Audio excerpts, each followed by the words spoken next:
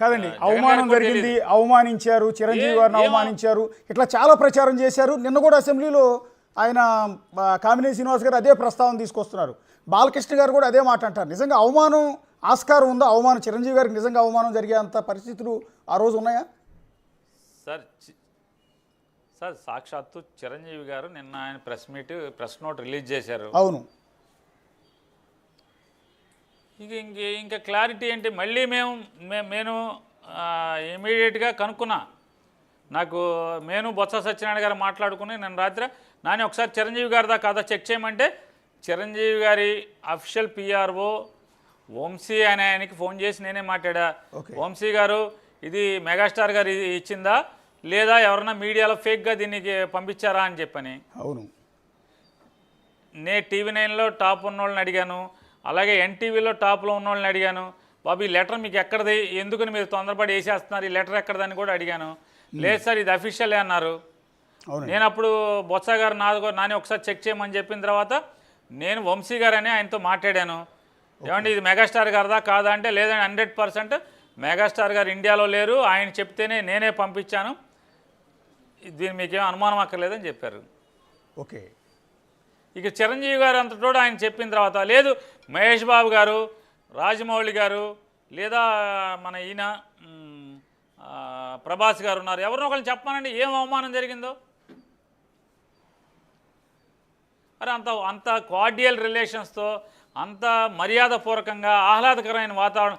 మహేష్ బాబు గారు అన్నారు యాంటీ రూమ్లోకి వెళ్ళిన తర్వాత, సీఎం గారు మీరింత సరదాగా మీ మీద చాలా నెగిటివ్గా బయట మాట్లాడుతుంటారు, మీరేమో ఎంతో సరదాగా ఉంటున్నారు, నాకే ఆశ్చర్యంగా ఉంది, చాలా సరదాగా మాట్లాడుతున్నారు, మధ్య మధ్యలో మనం సరదాగా కూర్చుని మాట్లాడుకుంటా సంవత్సరానికి ఒకసారి పిలవండి వచ్చి కాఫీ తాగి వెళ్తామని చెప్పి మహేష్ బాబు గారి నోట్లో ఆయనే మాట్లాడాడు.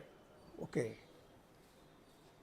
ఆయన మాట్లాడారు సరదాగా మీరు చాలా సరదాగా ఉన్నారు, సంవత్సరానికి ఒకసారి పిలవండి, సరదా మంచి వాతావరణం ఉంటుంది మనందరికీ అని చెప్పాను.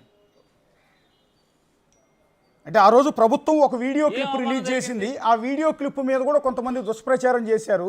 చిరంజీవి గారు ఆ వీడియోలో చేతులు జోడించి, సరే సీఎం స్థాయిలో ఉన్న వ్యక్తికి చేతులు జోడించడం అనేది పెద్ద తప్పేం కాదు, అక్కడ వయసు తారతమ్యాలు కాదు కదా, సీటు సీఎం స్థానానికి గౌరవించారు, ఇచ్చి మీరు తల్లి లాంటి వారి సినిమా ఇండస్ట్రీకి మమ్మల్ని అందరినీ కూడా మీరే ఆదరించాలన్నట్టుగా ఒక విజ్ఞప్తి చేశారు. ఆ వీడియోను కూడా చాలామంది తప్పుపట్టారు.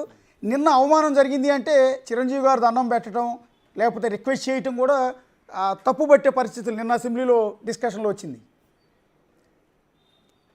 సార్ నేను అడుగుతాను, మొన్న రేవంత్ రెడ్డి గారు దగ్గర కూడా సినిమా వాళ్ళు ఇప్పుడు 2-3 సార్లు వెళ్ళారు, అందరూ దండం పెడుతున్నారు కదా. అవును. అంటే రేవంత్ రెడ్డి గారికి దండం పెడితే తప్పు లేదు,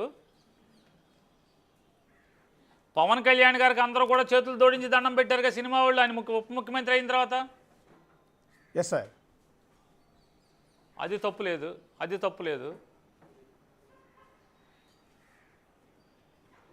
జగన్మోహన్ రెడ్డి గారి కంటే చిరంజీవి గారు దండం పెట్టి, చిరంజీవి గారు ఏమన్నా మేము వెళ్ళేప్పుడు అందరం కూడా సార్ మీరు దండం పెట్టండి సార్ చిరంజీవి గారు అని చెప్పి ఏమైనా చెప్పి పంపించామేంటండి? చిరంజీవి గారికి ఎవరైనా చెప్పగలరా సార్ మీరు దండం పెట్టండి అని ఎవరైనా చెప్పగలరా చిరంజీవి గారికి?